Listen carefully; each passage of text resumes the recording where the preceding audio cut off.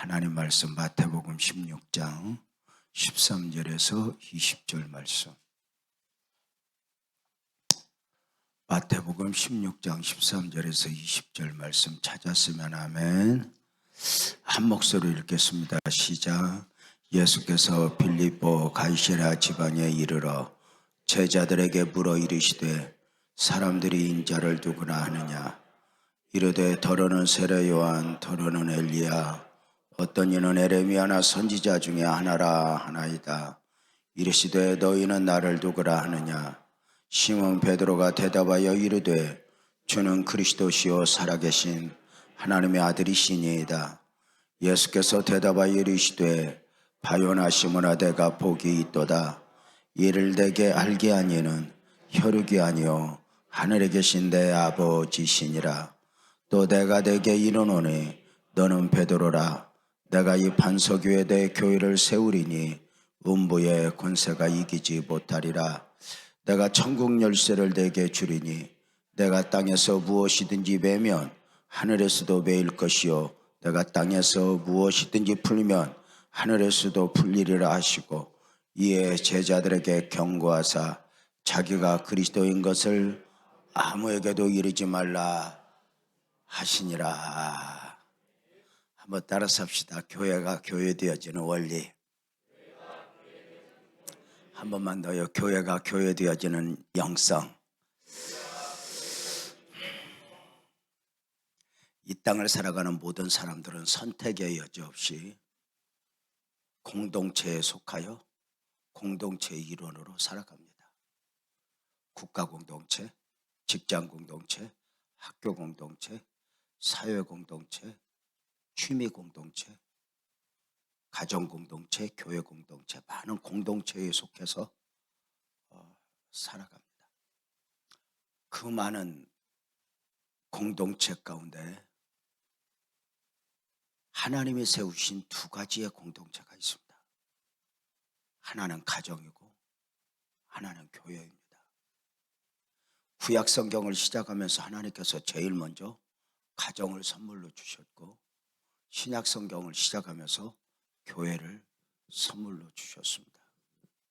기차가 두 레위리를 달려야 하는 것처럼 이 땅을 살아가는 모든 사람들은 가정과 교회, 교회와 가정이라고 하는 이 선에서 열차를 타고, 인생 열차를 타고 가야 진정한 행복이 있습니다. 교회와 가정, 가정과 교회는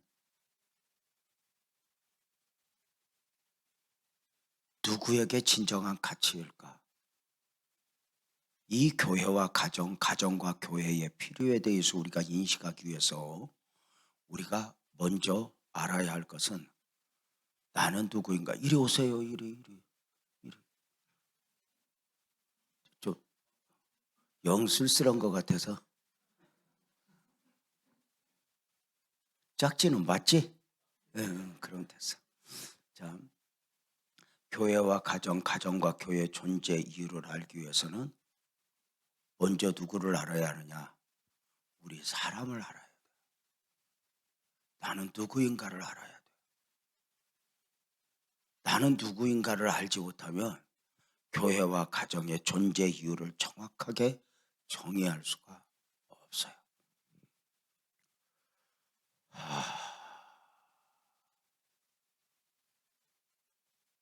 오늘 새벽엔가도 말씀을 드렸지만 세상에 속한 사람과 우리 복음적 그리스도인의 차이는 어디에 있을까? 누가 착한가? 윤리적인 데 있지 않다고 그랬어요. 누가 건강한가? 의학적인 데 있지 않다고 그랬어요. 누가 잘 사는가? 경제적인 데 있지 않다고 그랬어요. 사실 눈으로 보면 누가 예수 믿는 사람인지 누가 예수 안 믿는 사람인지 교회 다니는 거 보고는 알 수가 없어요. 그래서 세상에 속한 사람들은 끊임없이 우리에게 질문을 해요. 너희가 우리와 뭐가 다른데? 이렇게 물어요. 근데 우리는 이렇게 말해요. 우리는 너희와 달라. 이렇게 해요. 우리는 너희와 다르다고 말할 때 어디에 있는가? 영적인 데 있죠. 왜 우리는 영적인 데서 세상에 속한 사람과 다르다고 말하는 것인가?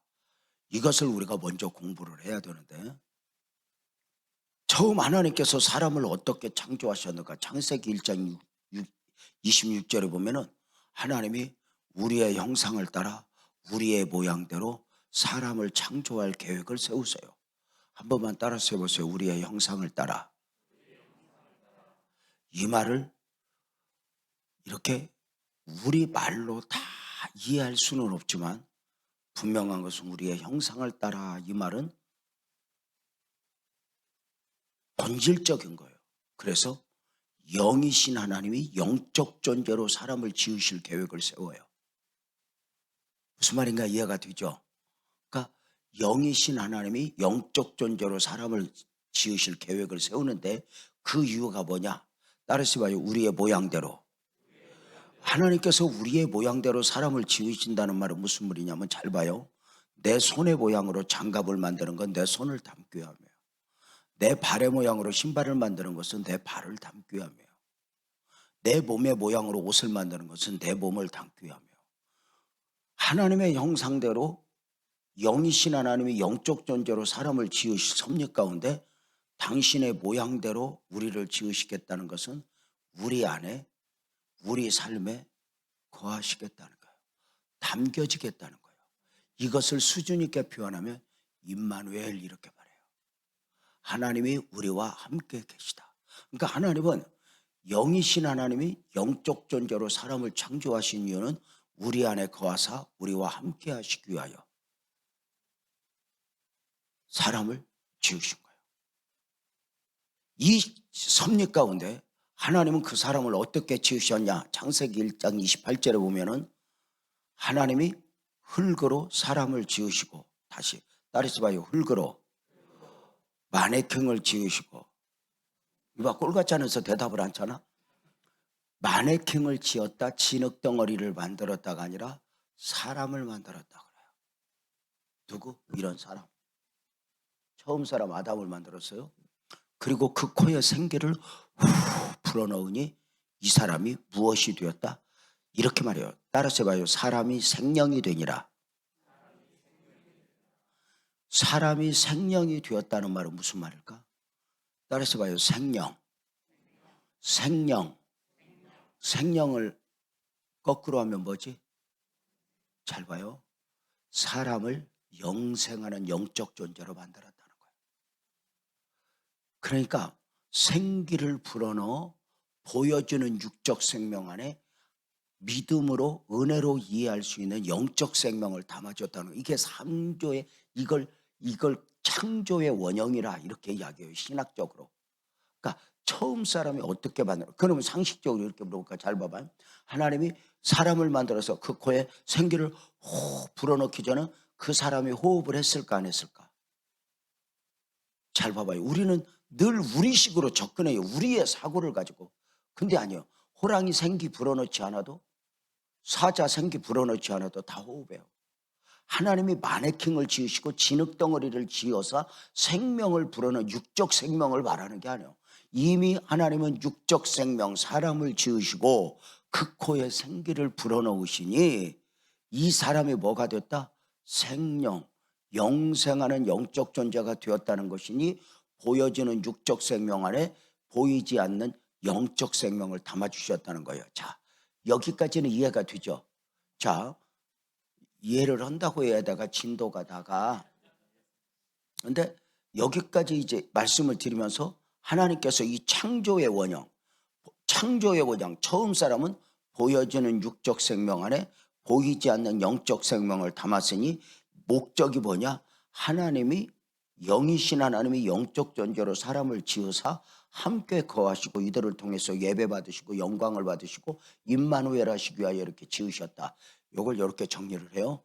그리고 그 처음 창조의 원형에게 이렇게 해요. 너 선악과 먹지 마. 먹으면 죽어. 정령 죽으리라 이렇게 말해요. 그랬더니 아담이 아멘 했는데 그만 선악과를 먹고 말았어요. 선악을 알게 하는 나무의 열매를 먹고 말았어요.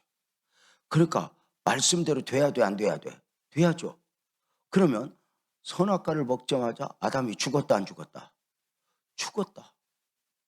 보여지는 육적 생명이 아니라 그 안에 담겨진 영적 생명이 죽은 거예요.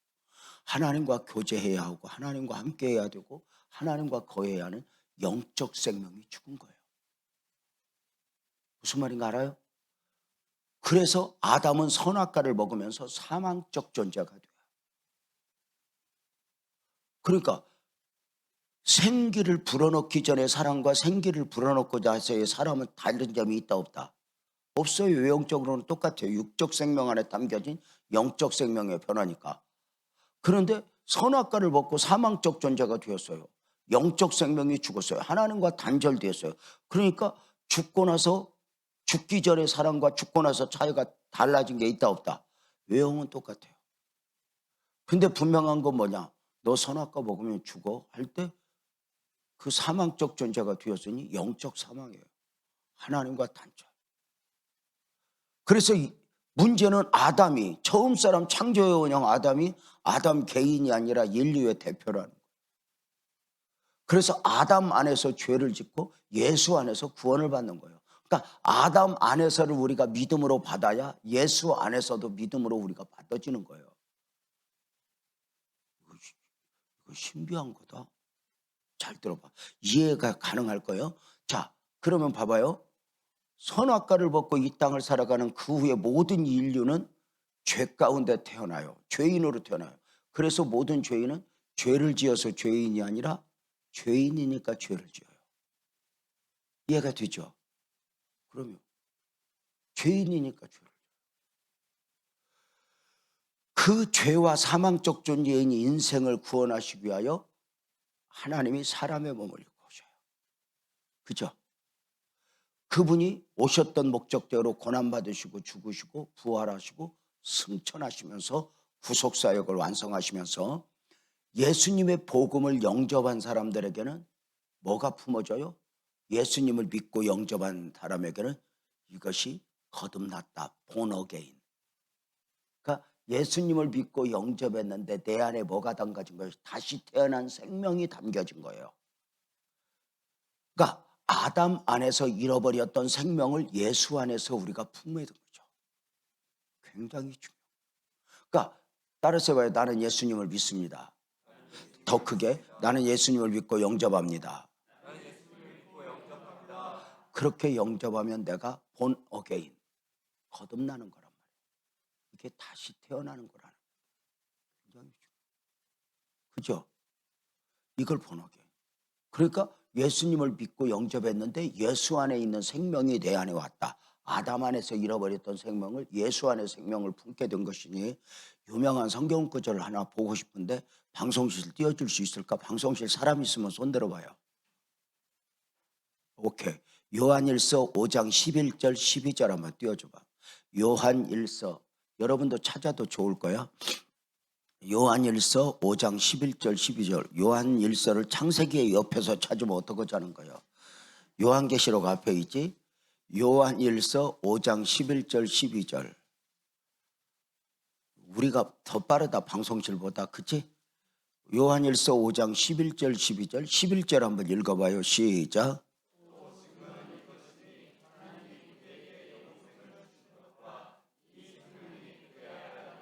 잡아봐요. 하나님이 우리에게 생명, 영생, 영적 생명을 주셨는데 이 생명이 누구한테 있어? 원래 아들 안에 있었던 것이야. 그죠? 그래서 12절 읽어봐요. 시작. 잘 봐봐요. 이제 드디어 영상에 나왔네.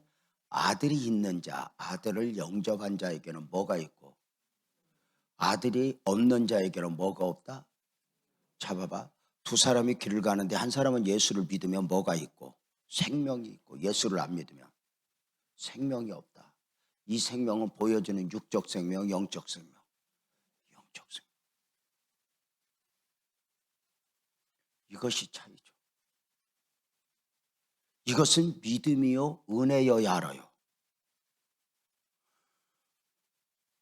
이 영적 원리를 모르면 성경을 알아도 아는 게 아니에요. 여러분 아시죠? 요한복음 3장에 보면 밤중에 니고데모가 예수님을 찾아와요. 무엇을 대화하다가 예수님이 이렇게 말씀하시죠. 니고데모야, 사람이 거듭나지 않으면 하나님 나라 볼 수 없어. 거듭나지 않으면 천국 갈 수 없어. 거듭나지 않으면 하나님 나라 백성이 될 수 없다 말씀하죠. 니고데모가 누구예요? 정치 지도자예요. 상례드린 공회의원, 종교 지도자예요. 당시 종교 지도자는 모세오경은 달달달 외워요. 그런데 거듭나야 한다는 말씀을, 거듭나야 영생을 얻고 천국 가야 한다는 말씀을 니고데모가 알아들었다 못 알아들었다?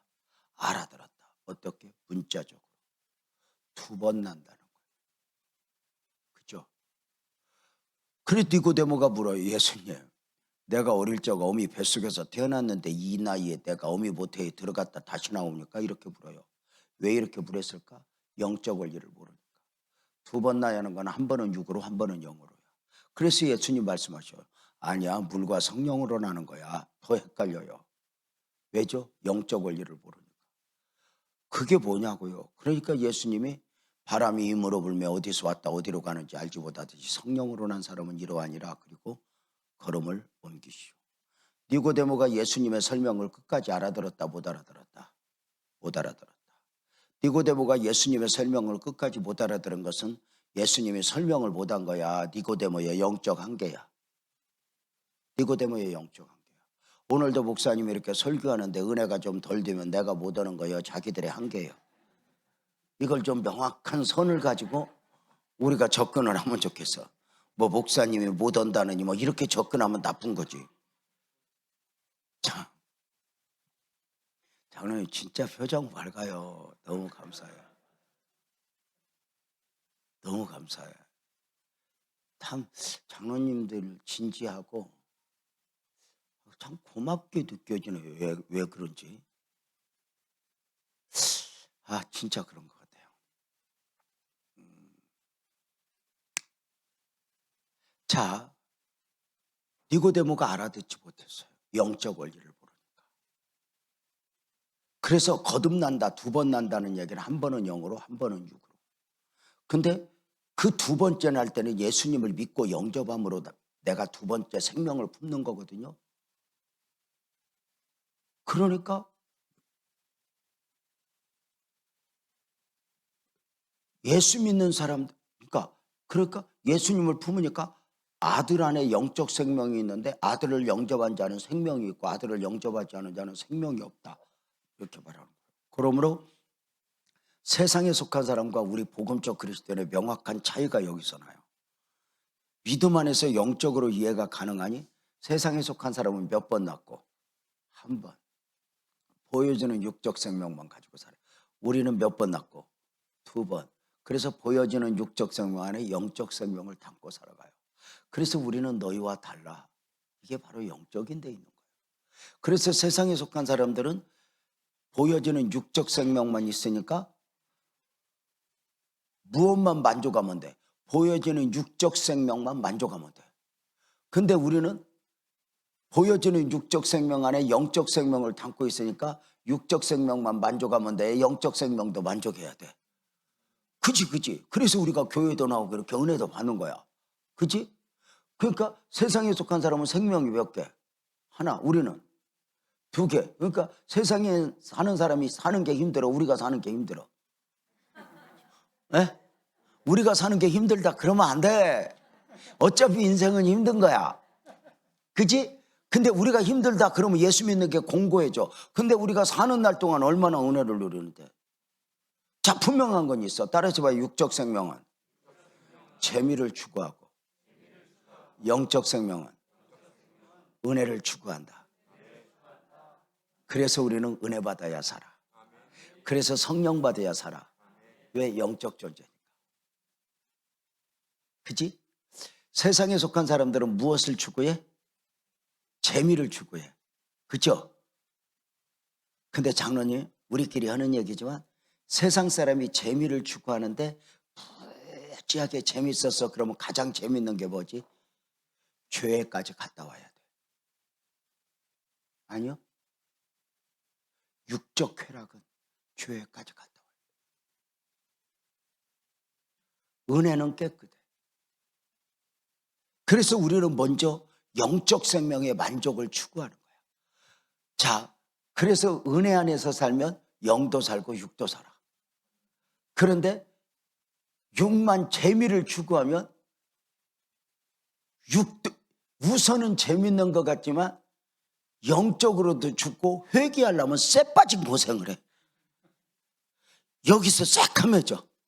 그래서 우리도 가끔 재미를 좀 추구하기 위해서 노래방 가서 놀거나 어디 가서 막 비나리는 호남선하고 불면 여기서 내 안에 계신 예수가 막 지랄을 해. 너 여기서 뭐 하냐? 이게 살아있는 거예요. 어느 날 이 감각도 없으면 무뎌진 거예요. 당연한 거예요. 그래서 세상에 속한 사람과 우리 복음적 그리스도인의 분명한 차이를 지금 이해를 했다 못했다? 했다 못했다? 했죠? 이걸 알아야 교회와 가정의 원리를 알아. 이렇게 말해. 가정과 교회, 교회와 가정을 하나님이 주신 공동체인데 이렇게 말해. 가정은 보여지는 육적 생명의 안식처. 이 땅에 70, 80, 90을 사는 동안 누리는 육적 생명의 안식처. 교회는 거듭난 그리스도인들, 영원을 준비하는 영적 생명의 안식처라 이렇게 말해. 무슨 말인가 알아요? 그래서 세상에 속한 사람들은 교회의 필요 이유를 안다 모른다? 모른다. 교회 없어도 돼. 왜? 그들은 영적 생명이 없기 때문에. 근데 우리는 거듭난 그리스도인이기 때문에 교회가 있어도 된다 없어도 된다? 절대 있어야 된다. 왜? 그 증거가 바로 영적 생명. 이게 굉장히 중요해요. 그러니까 세상에 속한 사람들은 죽었다 깨어나도 교회 필요 이유를 몰라. 예를 들어서 교회 밖에 나라가 가난하거나 불행하면 교회의 역할이 필요해. 양로원도 세워, 고아원도 세워. 근데 지금은 교회 밖에가 더 부자야. 그러니까 육적으로 접근하면 교회는 필요가 없어. 교회는 누구에게 필요해? 영적으로 필요해. 영적 생명을 얻은 사람들에게. 그래서 가정은 보여지는 육적 생명의 안식처. 이 육적 생명의 안식처도 얼마나 중요해? 여러분 이런 말 알잖아. 사람이 아무리 출세하고 대단해도 가정을 잃어버린 사람은 행복이 없어. 근데 죄송한 표현이지만 길거리에서 마당을 쓸면서 살아도 가정이 든든히 서 있는 사람은 미소가 있어. 육적 생명의 안식처야. 가정을 잃어버리면 안 돼. 포기하면 안 돼. 영적 생명의 안식처. 가정 이상이야. 영원을 향한 이 영적 생명의 안식처 교회는 나와 분리될 수가 없다. 그래서 교회는 영적 생명 안식처. 육적 생명은 재미를 추구하고 영적 생명은 은혜를 추구한다. 우리는 거듭난 그리스도인이기 때문에 육은 좀 피곤해도 어쩌든지 은혜를 받아야 살지. 잘 놀고 무지하게 재밌어도 인생은 점점 공고해져. 죄에 가까이 가니까. 장로님 무지하게 재밌게 놀아봤어? 안 놀아봤어? 안 놀아봤어? 놀아봤지. 그런데 그러고 나면 내 영혼이 피곤해져. 이건 아닌데. 우리 모두가 하는 얘기잖아. 그래서 그 세상 즐거움을 절제하고 세상 즐거움을 버리고 부귀영화를 내려놓고 영적 생명을 맞춰서 살아. 이게 은혜야. 그래서 우리는 근데 이것이 믿음과 은혜 안에서 이해가 되는 것이지 세상 사람들은 이해를 절대로 못해. 오늘 목사님의 설명을 여러분들이 알아들었다면 목사님이 설명을 잘해서가 아니야. 여러분이 믿음이 있고 은혜가 있으니까. 그게 없으면 예수님이 와도 설명이 안 돼. 그래서 우리는 세상에 속한 사람과 근본적으로 차이가 있으니 교회와 가정의 존재 이유를 알리기 위해서 지금까지 이렇게 설명을 했다. 이 연사 힘차게 외칩니다. 자, 그렇다면 이제 교회와 가정의 존재 이유를 우리는 분명하게 알았어. 그래서 세상에 속한 사람들은 나중에 악에 바치면 교회를 핍박하고 불지르기도 해. 그런데 우리는 그 교회를 지키기 위해서 목숨을 걸어. 재산 가치가 있기 때문이 아니야. 이 공동체가 적어도 거듭난 사람에게 있어 소중한, 가정을 지키기 위해서 육적 생명을 잃어도 미련이 없듯이 교회를 지키기 위해서 나를 내던져도 미련이 없을 정도로 교회는 진정한 가치다. 자, 그러면 이제 교회가 영적 생명의 안식처라고 알았으니까 교회는 영혼을 향하는 거야. 영혼을, 영적인 가족들. 그러면 이제 교회가 얼마나 소중한지를 알았다면 이제는 그 소중함만이 아니라 교회에 대해서 좀 더 명확하게 좀 이해를 했으면 좋겠다 싶은 거죠. 잘 봐요. 교회를 이제 영적 생명의 안식처로 이해를 했다면 교회를 크게 세 가지로 정의가 가능해요. 따라서 봐요. 성경적 정의, 신학적 정의, 개인적 정의. 그러니까 개인적 정의라는 말은 나와 교회는 이걸 말하는 건데 좀 이따 설명할게요. 자, 따라서 봐요. 성경적 정의. 성경은 교회를 여러 가지로 표현해요. 그리스도의 몸, 하나님의 집, 성령의 전, 진리의 기둥과 터, 거룩한 제사장, 교회를 여러 가지로 표현한 이유가 뭘까요? 이 땅의 언어로 한마디로 정의할 수가 없으니까 그래요. 마치 죄송한 표현이지만 우리가 말을 하고 사니까 말로 다 표현이 가능한 것 같아도 안 그래요. 그래서 많이 배운 사람은 한국말로는 이렇고 영어는 이렇다고 설명하고 더 많이 배운 사람은 헬라어도 이렇고 히브리어도 해갖고 더 헷갈리게 만들어.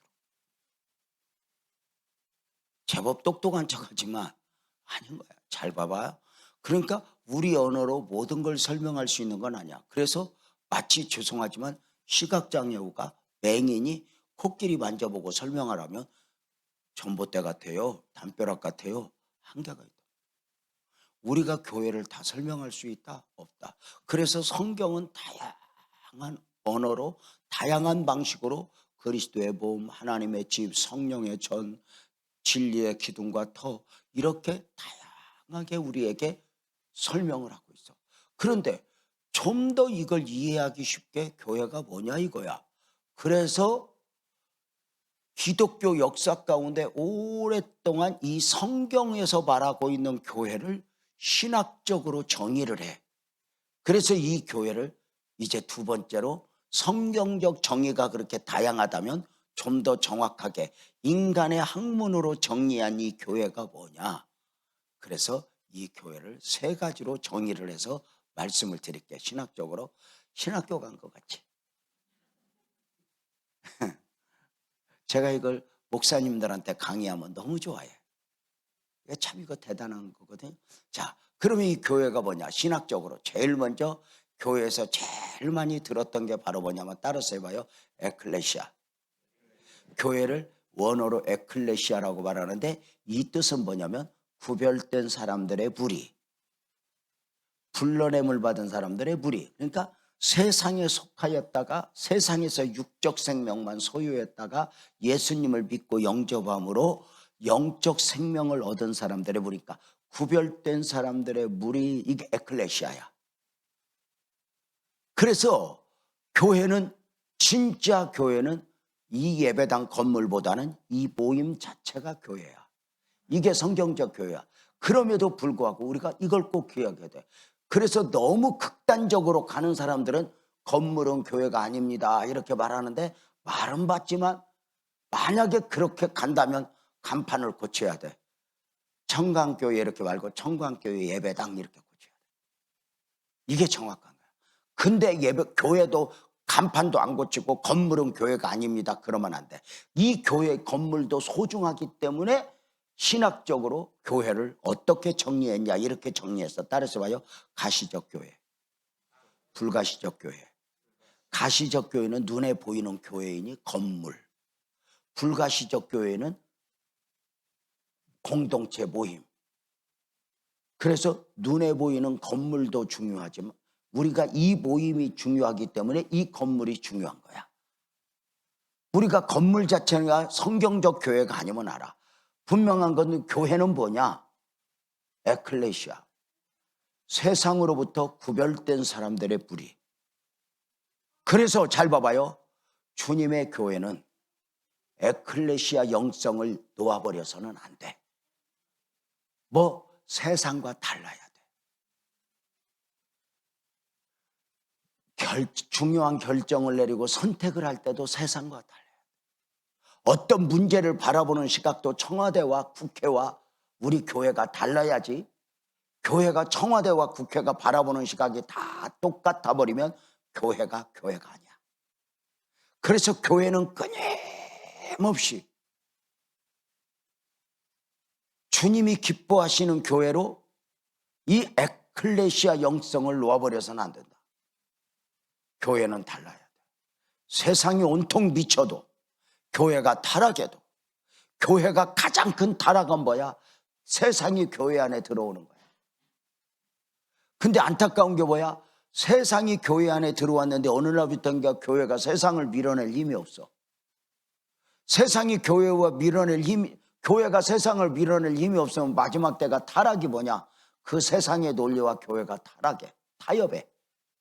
그러면 어느 날부터인가 교회가 세상보다 더 세상이 돼버려. 오늘날 교회들의 안타까움이야. 그래서 교회는 중요한 결정을 할 때, 선택을 할 때, 어떤 문제를 바라볼 때 끊임없이 달려야 돼.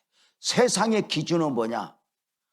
세상은 아무리 정의를 외쳐도 인간의 죄성이라는 게 진짜 별것 없는 게, 법을 만드는 도둑놈들이 전부 국회의원들이 이렇게 말하면 안 되는데, 도둑놈을 잡는 검사가 제일 도둑, 이런 말하면 안 된대. 예를 들어서 그런다 그 말이야. 이러면 안 돼. 인간의 죄성이 그래. 목사도 죄인이야. 중요한 건 뭐냐면, 세상은 아무리 깨끗한 척해도 세상은 결국은 가면, 세상이 아무리 정의를 외쳐도 세상은 결국은 이익이냐 손해냐, 내 편이냐 네 편이냐가 중요한 게 세상이야.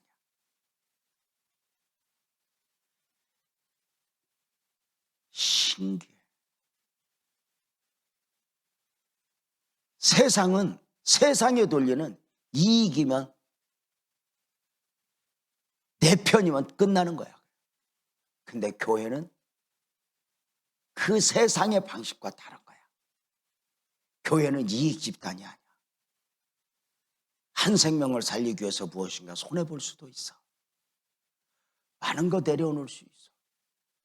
세상이 이해할 수 없는 교회가 돼야 돼. 이게 교회야. 손해봤는데 괜찮아. 억울해야 되는데 괜찮아. 돌에 맞았는데 괜찮아. 이게 교회야. 세상이 이해할 수 없는 구별됨이 이 안에 있어야 된다. 그래서 교회는 에클레시아 영성. 교회가 제일 무서운 게 뭐냐면, 장로님 중에 하나가 세상 방식으로 똘똘 뭉친 장로가 있으면, 장로님 있으면 골치 아파. 교회를 세상 방식으로 운영하려고 그래. 그건 아니야.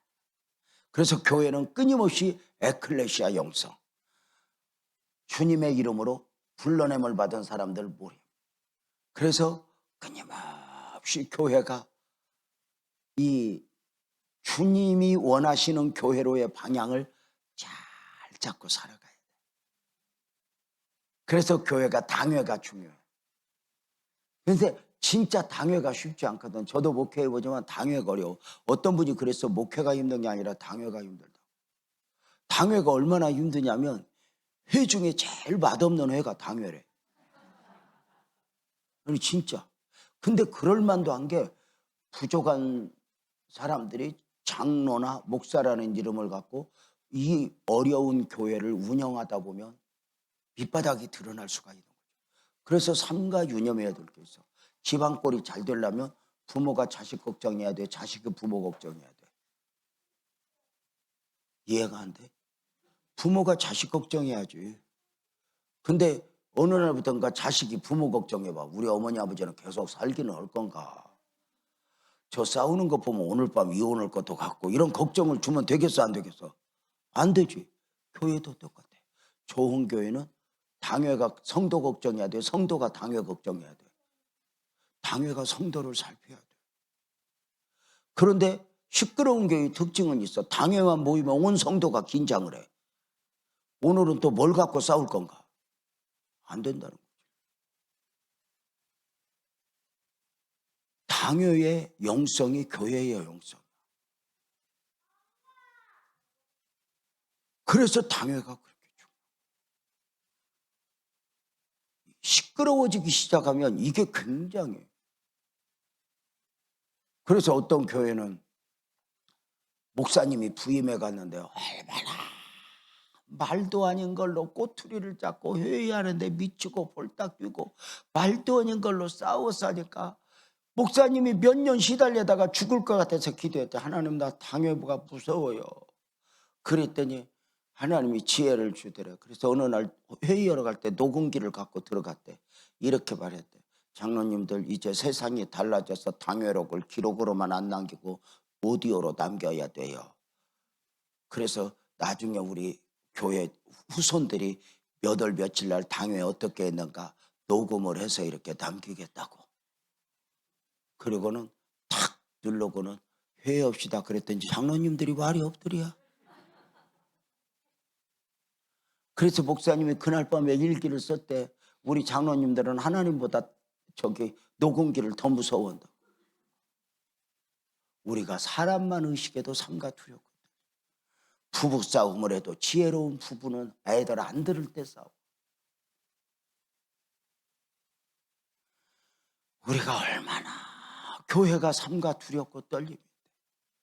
에클레시아 영성. 두 번째 교회를 이렇게 표현해요. 제2의 성육신. 따라서 봐요. 제2의 성육신.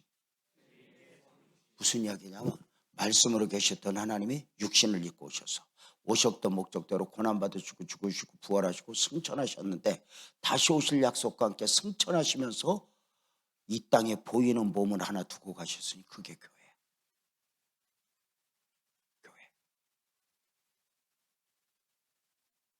그래서 교회론 학자들은 이렇게 말해. 주님이 오실 때 교회를 세우기 오셨다.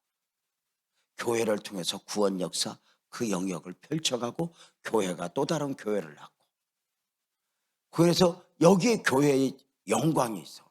교회를 따르셔 봐요. 제2의 성육신. 주님의 몸이야. 함부로 하면 안 돼. 교회를 상하게 하면 안 돼. 역사 속에서 교회 상처 주고 잘 사는 사람은 없어. 여러분 가정 섬겨봐. 옳으냐 그러냐가 중요한 게 아니야. 교회도 똑같아. 이것이 옳소 목소리를 높으면 교회는 힘들어져. 서로가 서로를. 교회는 제2의 성육신이야. 성육신의 정신, 인카네이션. 성육신의 정신은 뭐지? 자기를 비워 종의 형체를 가져 사람들과 같이 되어서. 교회는 성육신의 영성이 있어야 돼. 밖에서 잘나고 대단한 사람들이 교회 안에 와서 머슴같이 섬길 때 교회가 매력인 거야. 굉장히 시끄러운 교회는 뭐냐? 죄송합니다. 혹시라도 오해하지 말고 들으세요. 밖에서는 쥐뿔도 아닌 것들이 여기 와서 힘자랑하면 교회는 시끄러워져. 교회는 그래서 교회 오래 다닌 사람, 중요한 직분 맡은 장로님들, 헌금 많이 한 사람, 상가 두렵고 떨림으로 성육신의 영성으로 살아야 돼. 그래야 복받아. 그래야 교회가 교회. 오래 다녔다고 행세하고 내가 중요한 직임 맡았다고 칼을 휘두르고 내가 헌금 많이 했다고 행세하면 교회는 안 돼. 성육신의 영성이 교회를 지키는 거야. 서로를 내려놓고 서로를 감싸고. 이게 교회야. 그래서 이런 말이 있잖아. 주인의식은 복을 받지만 주인 노릇은 저주다. 교회에서 내가 누군데 이러면 안 된다 그 말이야. 그래서 막 내가 오래 다녀갖고 이렇게 힘자랑하면 안 돼. 그래서 옛날 부흥 강사들은 지금은 좀 그런 사람들 없지만 장로님들 혹시 들어봤어? 옛날 부흥 강사들은 집안이 평안하려면 늙은 닭부터 잡아야 된다고. 들어봤어 장로님? 닭장이 평안하려면 늙은 닭부터 잡아야 된다고. 안 들어봤어요? 장로님 들어봤지? 들어봤다니까. 그래서 옛날부터 목사님들이 교회가 평안하려면 닭장에 늙은 닭부터 잡아야 해요. 그러고서 늙은 닭 특징, 잘 존다. 닭장에서 햇빛이 잘 들어오는 데 앉아서. 늙은 닭 특징 두 번째, 모이는 많이 먹고 알은 안 낳는다. 생산성이 전혀 없어. 늙은 닭 특징 세 번째, 싸납다. 늙은 닭을 물어 뜯으면 닭장 피튑니다. 여러분 그 닭장에 쌈 붙으면 난리 나는 거 아세요? 닭을 키워본 사람은 알아. 난립니다. 닭 싸움같이 무서운 게 없습니다. 자기 죽는 줄도 모르고 싸우는 게 닭 싸움. 늙은 닭 특징 세 번째, 늙은 닭 특징 네 번째, 질기다. 웬만큼 싸워서는 못 먹어. 이빨 빠져. 그냥 압력밥솥에 뼈까지 녹도록 고아야 그나마 죽 썰어서 먹지. 그래서 늙은 닭은 은혜를 안 받아. 웬만큼 성령으로 삶아갖고는 강사 이빨까지 빼버려. 그래서 교회는 힘자라고. 늙은 닭 안 돼. 어떤 교회에 늙은 닭이 한 마리 있었어. 성가대에 하는 권사님, 30년 전에 성가대에 하는 권사님이 늙은 닭이야. 문제는 이 권사님이 기도해 주니까 목소리 크고 목소리가 갈라지니까 이 성가대에서 좀 빠지면 좋겠는데 죽는 날까지 성가대를 한다고 버티고 있어. 미치고 홀딱 뛰는 건 화음이 안 돼. 지휘자고 홀딱 뛰어서. 근데 저 권사님이 성가대에서 빠지면 좋겠는데 아무도 말을 못해. 누가 고양이 목에 방울을 달궜어. 급기야 성가대 지휘자하고 총무하고 목사님을 찾아와서 목사님, 아무개 권사님 성가대에서 좀 빠지라고 해주세요. 그냥 어지 그래. 안 돼요. 화음이 안 돼요. 목사님 말 못할 거죠. 알아. 목사님도 무서워하는 걸. 그러니까 아니요, 얘기할게. 알았어들 가봐. 그리고 한 달 있었는데 목사님이 권사님한테 얘기했겠어 못했겠어? 못하지. 못했지. 그러니까 이제 한 달 후에 성가대 지휘자하고 총무하고 왔어. 목사님 말 못했죠? 그랬지. 그래요. 그냥 두셔요. 권사님 성가대 여기 그냥 두셔요. 어차피 말도 못하는 거 뭘 우리가 빠질게요. 그래, 가만히 있어 이 사람아. 내가 말을 할게.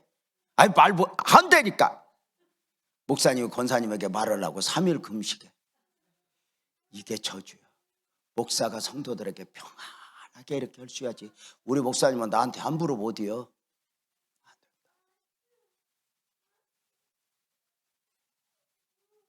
다른 사람한테는 몰라도 목사님은 나한테 함부로 못하지. 그거 힘입니다. 엉뚱한 힘 자랑하는 겁니다. 목사님이 언제든지 집사 장로님 할 수 있으면 얼마나 좋아. 이 동생 같은 목사님 세워놓고 사회 경험도 부족해. 얼굴도 얍실이야. 서산도 몰라. 충청도 기질도 몰라.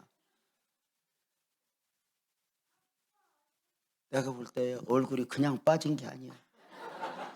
여기 와서 몇 킬로 빠졌어? 안 빠졌어요? 봐봐요. 나도 젊을 때 목회 시작했잖아요. 다 장로님들이 성도들이 형이고 어른이고 누나였잖아요. 그래서 나도 회의할 때 자꾸 장로님들이 고집 피우면 내가 그랬어. 나는 우리 성격이 그래. 이 목사님보다 형님들 그만합시다. 동생 같은 목사 세워놓고 그렇게 고집 피우고 싶소? 그럼 우리 장로님들이 목사님은 꼭 골라놓으면 형님이라고 그런다고. 근데 그게 넘어가는 거잖아. 품어주는 거지.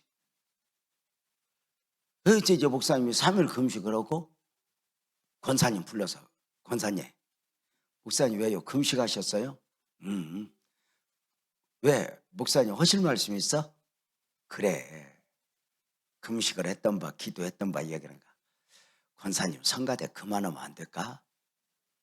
그랬더니 얼마나 또 눈치가 빨라 늙은다. 왜요? 누가 뭐라고 해요? 아니야.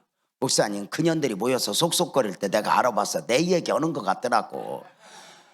이러다 이제 또 누구 쥐어 뜯기게 생겼다 싶어서 목사님이 덤태기를 쓰기로 했어. 아니야, 뭘 누가 말을 해. 내가 강대상에서 들으면 권사님 성가대 노랫소리 들으니까 어느 날부터 그러니까 권사님 노랫소리가 은혜가 안 되더라고. 화음이 안 되고. 그래서 내 생각이야. 언젠가부터 은혜가 안 되니까 좀 빠졌으면 좋겠다 싶어서 목사가 덤태기 쓴 거잖아. 그지? 그랬더니 그 권사님이 늙은 닭이 한숨을 푹 쉬더니 한마디로 끝내버렸어요. 목사님, 언제 내가 목사님 설교 은혜 안 된다고 뭐라고 하던가요? 나도 목사님 설교 듣고 은혜 받은 지 오래됐어. 나도 목사님 가까이서 설교 듣는 게 참 힘드는 일이지만 좋다. 아니, 교회 목사님한테 져주는 것은 옳고 그름이 아니야. 공동체의 대표로 권위를 살려주는 거야.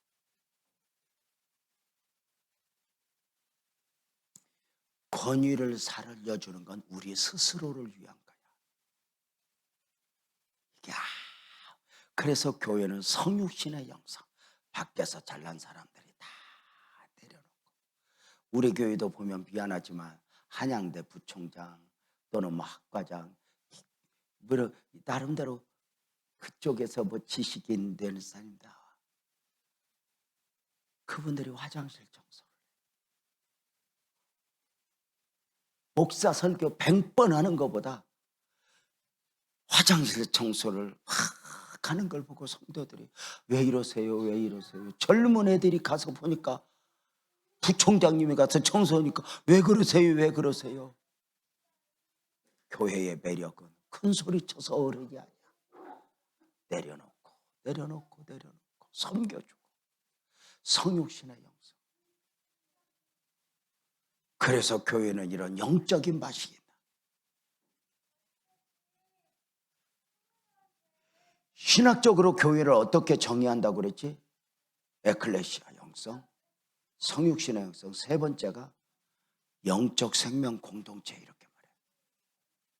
세상이 이해할 수 없어. 교회는 영적으로 거듭난 사람들, 구원받은 사람들이 모인 공동체야. 그래서 교회의 최고의 가치는 영적인 데 있어. 영적인 최고의 가치는 예배야. 그래서 예배가 꽂히고 예배가 살아야 돼. 여러분의 교회가 정말 예배가 살아있는, 예배가 풍성한, 예배를 중요하게 여기는, 그래서 여러분의 교회가 영적 생명 공동체에서의 진정한 가치. 그러니까 교회는 영적 생명을 위하는 곳이지 육적 생명을 위하는 곳이 아니야. 그런데 교회가 어느 날 육적 생명을 위하듯 육적 생명의 냄새가 나면 안 돼. 그래서 교회가 제일 위험한 게 뭐야? 어느 날 친해졌다고 권사님도 없어지고 오빠야 할까? 이런 인간화 시켜가는 거. 아이 우리 교회 밖에서는 권사님 언니 어짜 그래 야야 동생아 그것들 오래 못 가. 교회는 영적으로 맺어진 공동체지 사적으로 인간적화 시켜버리면 안 돼. 그래서 교회는 절대로 이 안에서 다단계 같은 거 하면 안 돼. 여기는 이익을 추구하는 것이 아니야. 영적 생명을 위하는 것이야. 왜 갑자기 고요해지? 여기도 다단계 있었어요. 교인들 통해서 이익 보려고 하지 마. 그런 거 하면 안 돼. 돈거래도 하면 안 돼. 돈 빌려주는 순간 마귀가 반드시 역사해. 교회가 힘들어지는 요인이 돼. 목사님은 영적 생명 리더야. 영적인 것을 공급하는 분이야. 그러니까 목사님한테 나중에 돈 빌려달라, 목사님한테 도장 찍어달라 이런 거 하면 안 돼.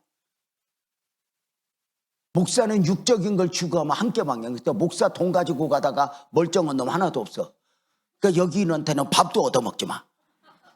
이거 최소 무톤 돈이야. 그러니까 목사는 영적인 생명을 공급받도록 교회가 육적 생명의 안식을 이렇게 생활비를 책임져주고 이렇게 평안하게 할 수 있는 것은 우리의 영적 생명을 위한 것이다. 이래서 소중한 거야. 그래서 교회는 절대로 영적 생명 공동체, 이 안에서 육적인 것을 추구한 고향 같은 사람들끼리 모여볼까? 오래 볼까? 취미가 같은 사람들이 모여볼까? 오래 볼까? 교회는 영적 생명 공동체. 육적인 학교, 무슨 취미 이런 걸 해도 결국은 영적으로 몰아가기 위함이지, 그 자체가 자랑이 되려고 그러면 어느 날부터인가 교회가 누려야 할 은혜를 누릴 수가 없어. 이게 교회예요. 그래서 저는 오늘 여러분에게 성경적 정의, 신학적 정의, 그 다음에 이제 개인적 정의를 이제 말씀을 드리는 거야. 자, 봐봐. 교회는 주님의 몸이야. 그죠? 주님은 교회의 머리야. 교회의 주인은 누구야? 예수님이야. 머리 되신 주님이야. 잘 봐요. 나는 교회의 지체야. 무슨 말인가 알죠? 고로 나는 누굴까? 교회와 나는 분리된 게 아니야. 따라서 봐요. 나는 교회다. 교회가 누구야? 내가 교회야. 이걸 잊으면 안 돼. 교회의 지체로서의 나. 나무가, 가지가 나무에 붙어 있어야 돼. 교회와 나는 절대 관계야. 다시 한 번만 따라서 봐요. 나는 교회다. 그러면 나는 교회면 우리는 뭘까? 이렇게 말해. 우리는 청강교회다. 그러니까 나는 교회인데 그 나가 함께하여 청강교회를 만드는 거야. 따라서 봐. 나는 교회다. 우리는 청강교회다. 이렇게 말하는 거야. 내가 한번 다시 해볼게. 앞에만 해볼게. 여러분이 뒤에 봐. 나는 우리는 아멘. 이게 다시 한번 해봐. 나는 우리는. 그래서 나는 교회인데 나가 모여서 우리가 되고 우리가 청강교회가 되는 거야. 그래서 교회와 나는 하나다, 둘이다. 영적으로 하나야. 그래서 교회가 아프면 내가 아파. 교회가 울면 내가 울어. 내가 교회야. 그래서 사람이 살면서 내 교회가 있다는 것은 축복이야. 이렇게 말하잖아. 사람이 사람으로 살면서 예수님을 만나면, 복음을 만나면 인생의 방황이 끝이 나고, 예수님을 영접한 사람으로서 내 교회가 있어지면 영적인 방황이 끝난다. 이렇게 말해. 그래서 내 교회가 있냐? 제가 여기 와서 보면서 느끼는 것은 이 청강교회를 사랑하는 사람들이 있어. 장로님들 눈빛도 좋고 너무 고맙고. 이 교회는 나와 분리될 수가 없어.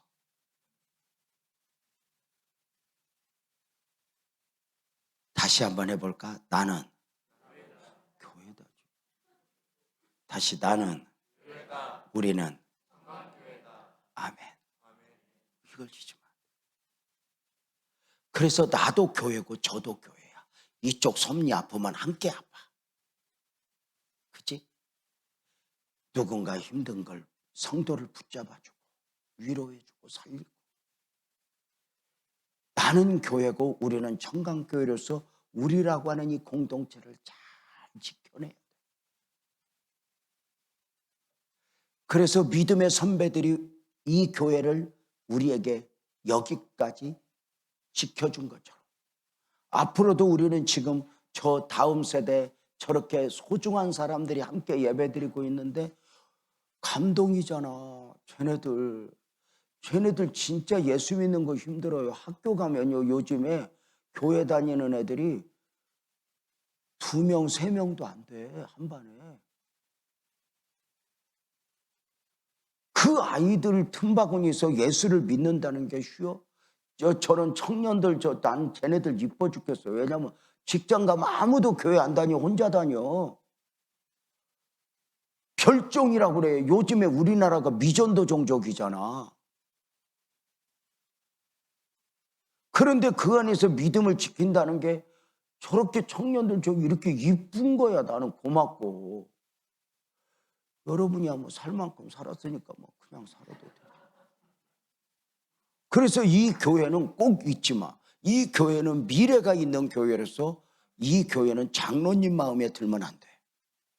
젊은이들 마음에 드는 교회로 가야 돼. 장로님들은 섬기고 어른들은 섬기고 젊은이들을 만족시키기 위하여 방향을 잡고 가야 교회가 좋아지지. 젊은이들 어디서 이것들이, 그리고 장로님들 만족을 넘으면 교회는 우리도 모르게 늙어버려. 그래서 저는 이 교회가 주님의 몸 된 교회로서, 주님의 주인 된 교회로서 존경하는 목사님과 함께 우리 사랑하는 장로님들 성도들이 하나가 되어서 잘 교회 지켰다가 후손들에게도 물려주고 주님 앞에 서는 그날, 내가 너희에게 맡긴 교회 잘 섬기다 왔니? 네, 잘 섬기다 왔어요. 이렇게 고백할 수 있는 영성이 우리 이 공동체 안에 있었으면 좋겠다 싶은 거죠. 나는 정신을 차려, 정신을. 우리는 이 소중한 공동체가 얼마나 좋아. 내가 오늘 아침에 해장국 먹으러 갔더니 몇 명이 해장국 퍼먹고 있더라니까. 거기서 목사님하고 나하고 왕따요.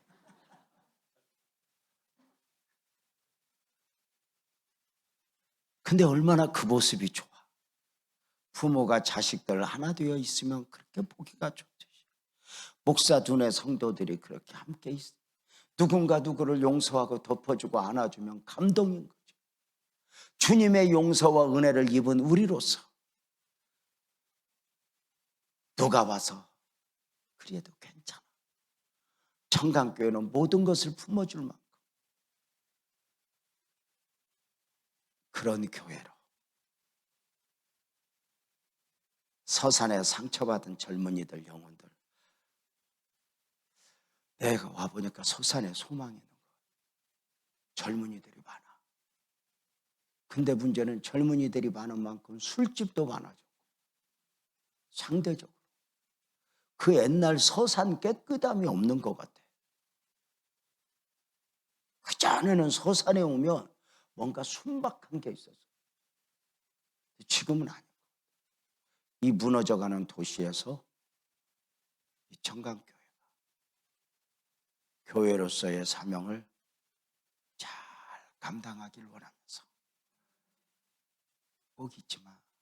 교회를 위한 것은 곧 나를 위한 거야. 그래서 교회를 잘 섬기면 교회 성장과 함께 성도도 복을 받아. 신기할 만큼 은혜를 입어.